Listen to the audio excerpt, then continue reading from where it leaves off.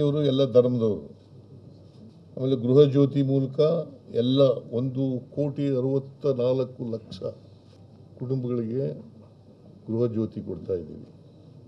1,64,00,000 ಗೃಹ ಜ್ಯೋತಿ, ಗೃಹಲಕ್ಷ್ಮಿ, ಅನ್ನಭಾಗ್ಯ, ಶಕ್ತಿ ಯೋಜನೆ. ನಮ್ಮ ಸರ್ಕಾರಿ ಬಸ್ಗಳಲ್ಲಿ ಕರ್ನಾಟಕದ ಒಳಗಡೆ ಎಲ್ಲಿ ಬೇಕಾದರೂ ಹೋಗ್ಬೋದು, ಫ್ರೀ.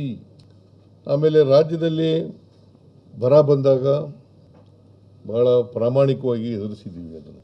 ಈ ನೆಲದ ಜಲ, ನೆಲ, ಭಾಷೆ ಮತ್ತು ನೀರು ಯಾವತ್ತೂ ಕೂಡ ರಾಜಿ ಆಗಿಲ್ಲ, ಬಿಟ್ಕೊಡ್ತಕ್ಕಂಥ ಪ್ರಶ್ನೆನೇ ಇಲ್ಲ. ಅದು ಜನರ ಹಕ್ಕು, ಕರ್ನಾಟಕದ ಹಕ್ಕು.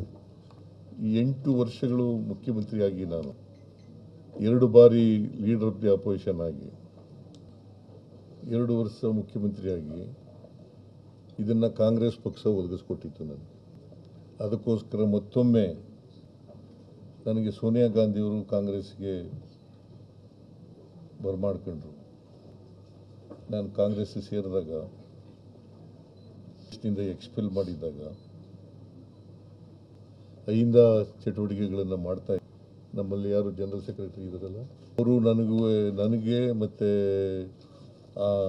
ಅಹಮದ್ ಪಟೇಲ್ಗೆ ಭೇಟಿ ಮಾಡಿಸಿ, ರಾಹುಲ್ ಗಾಂಧಿಯವರು ಅವತ್ತು ನಾನು ಕಾಂಗ್ರೆಸ್ ಸೇರಿದಾಗ ಮಲ್ಲಿಕಾರ್ಜುನ್ ಖರ್ಗೆ ಅವರು ಸ್ಟೇಟ್ ಪ್ರೆಸಿಡೆಂಟ್ ಆಗಿದ್ದರು. ಅವತ್ತು ನನ್ನ ಜೊತೆಯಲ್ಲಿ ಸುಮಾರು 8 ಜನ ಶಾಸಕರು, ಅವರಲ್ಲಿ ಕೆಲವರು ಸತ್ತೋಗಿದ್ದಾರೆ. ಮಂಚನಹಳ್ಳಿ ಮಾದೇವನ್ ಅವರು ಸತ್ತೋಗಿದ್ದಾರೆ, ಕೃಷ್ಣಮೂರ್ತಿ ಸತ್ತೋಗಿದ್ದಾರೆ. ಯಾರ್ಯಾರು ನನ್ನ ಜೊತೆ ಸೇರ್ಕೊಂಡ್ರು ಅವರು ಎಲ್ರಿಗೂ ಕೂಡ ನಾನು ಚಿರಋಣಿಯಾಗಿದ್ದೇನೆ ಅಂತಕ್ಕಂಥ ಮಾತುಗಳನ್ನು. ರಾಜಕಾರಣದಲ್ಲಿ ಕೊನೆಯ ಉಸಿರಿರೋ ಕೋಮಾದಿಗ ಶಕ್ತಿಗಳ ವಿರುದ್ಧ ಹೋರಾಟ ಮಾಡ್ತೇನೆ. ಯಾಕೆಂದರೆ ಸಂವಿಧಾನ ಇವೆಲ್ಲಕ್ಕೂ ಕೂಡ ವಿರುದ್ಧವಾಗಿದೆ. ನಾವು ಸಂವಿಧಾನದಲ್ಲಿ ನಂಬಿಕೆ ಇಟ್ಕೊಂಡಿರ್ತಕ್ಕಂಥ ಶಾಸಕನೂ ಆಗ್ತಿರ್ಲಿಲ್ಲ, ಮಂತ್ರಿನೂ ಆಗ್ತಿರ್ಲಿಲ್ಲ, ಮುಖ್ಯಮಂತ್ರಿನೂ ಆಗ್ತಿರ್ಲಿಲ್ಲ, ಡೆಪ್ಟಿ ಚೀಫ್ ಮಿನಿಸ್ಟರ್ ಆಗ್ತಿರ್ಲಿಲ್ಲ. ಸಂವಿಧಾನದಿಂದಲೇ ಆಗಿರೋದು. ಬಾಬಾ ಸಾಹೇಬ್ ಅಂಬೇಡ್ಕರ್ ಅವರು ಕೊಟ್ಟಿರ್ತಕ್ಕಂಥ ಸಂವಿಧಾನ. ಇಲ್ಲೇ ಹೋದರೆ ಕುರಿ ಮೇಯಿಸ್ಬೇಕೋ ಅಥವಾ ಹೊಲ ಉಳ್ಬೇಕೋ ಇದನ್ನು ಮಾಡ್ಕೊಂಡಿರ್ತಿದ್ದೆ. ಯಾಕೆಂದರೆ ನಮ್ಮ ತಂದೆ ತಾಯಿಗಳು ಅವಿದ್ಯಾವಂತರು.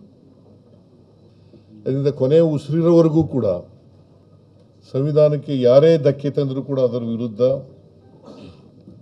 ಕೋಮುವಾದಿ ಶಕ್ತಿಗಳ ವಿರುದ್ಧ ಮತ್ತು ಜನರ ಸಮಾನತೆಗಾಗಿ, ಸಮಾನ ಅವಕಾಶಗಳಿಗಾಗಿ ಹೋರಾಟ ಮಾಡ್ತೇನೆ ಅಂತಕ್ಕಂಥ ಮಾತುಗಳನ್ನು ಈ ರಾಜ್ಯದ ಜನತೆಗೆ ವಿನಮ್ರವಾಗಿ ಹೇಳಲಿಕ್ಕೆ ಬಯಸ್ತೇನೆ. ಸೋನಿಯಾ ಗಾಂಧಿಯವರಿಗೆ, ರಾಹುಲ್ ಗಾಂಧಿಯವರಿಗೆ ಮತ್ತು ನಮ್ಮ ಪಕ್ಷಕ್ಕೆ ಲಕ್ಷಾಂತರ ಕಾರ್ಯಕರ್ತರಿದ್ದಾರೆ ಕಾಂಗ್ರೆಸ್ ಪಾರ್ಟಿ. ಅವ್ರಿಗೆಲ್ಲರಿಗೂ ಕೂಡ ಧನ್ಯವಾದಗಳನ್ನು ಹೇಳಿ, ನನಗೆ ರಾಜ್ಯಸಭಾಕ್ಕೆ ಹೋಗಿ ಅಂತ ಹೇಳಿದ್ರು. ಭಾಳ ವಿನಮ್ರವಾಗಿ ಆಗಲ್ಲ ಅಂತ ಹೇಳಿದೆ. ನಾನು ರಾಷ್ಟ್ರ ರಾಜಕಾರಣದಲ್ಲಿ ನನಗೆ ಆಸಕ್ತಿ ಇಲ್ಲ, ರಾಜ್ಯ ರಾಜಕಾರಣದಲ್ಲೇ ಇರ್ತೀನಿ. ಹೈಕಮಾಂಡ್ನವರು ಯಾವಾಗ ಹೇಳ್ತಾರೆ ಆವಾಗ ಕೊಡ್ತೀನಿ ಅಂತ ಹೇಳಿದ್ದೆ. ನಾನೇ ಸ್ವಯಂ ಪ್ರೇರಿತನಾಗಿ ಅವ್ರು ಹೇಳಿದ ತಕ್ಷಣ ಕೊಟ್ಟಿದ್ದೇನೆ.